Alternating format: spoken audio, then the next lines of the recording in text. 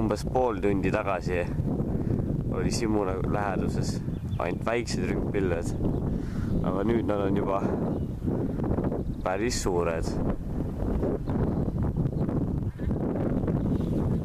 ja muutuvad muudkui suuremaks.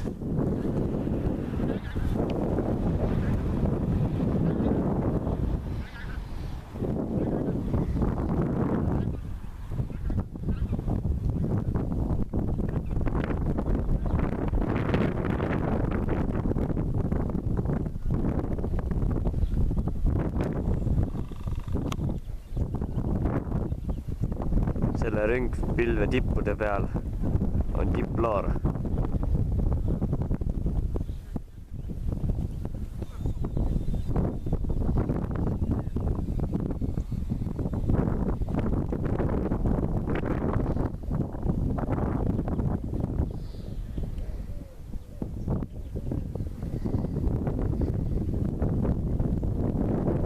Ta on järjekordselt hea päev pilvede vaatamiseks, sellepärast et konvektsioon on tugev.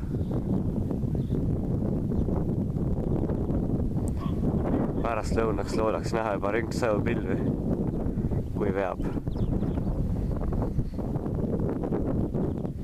Ütleme nii, et tund aega tagasi polnud taevas peale kiudpilvede ega joonpilvede mitte midagi. Täielik tühjus. Ja umbes tunni aega on toimunud tohutult palju muutusi. Päike on hakanud rohkem soojendama ja pilved on juba ühe suuremad.